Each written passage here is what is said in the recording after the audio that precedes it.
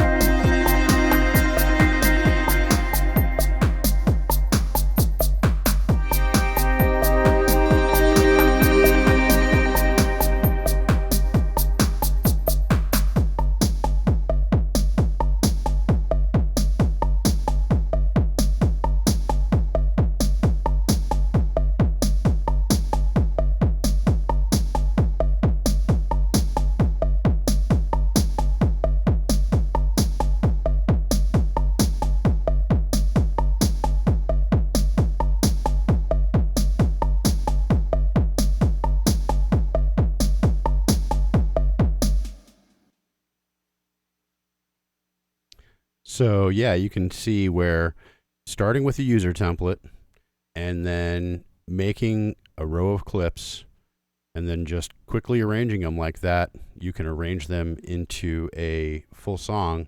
Obviously, this isn't a very long song. It's about, I don't know, about 4 minutes or something like that. Very quick.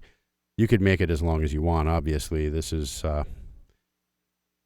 just showing you where I'm going and how I use the Force to make my full arrangements. Now, everything that I've done is in this window.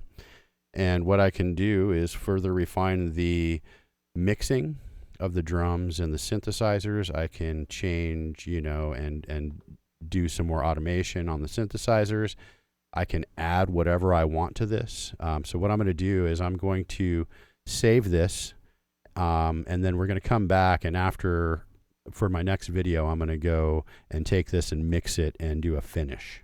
I'm not going to release it or anything. Maybe it'll just be on YouTube, but yeah, it'll be a complete track that it's just a mock-up, basically. All right. I hope you're making as much music as you can, and may the Force be with you.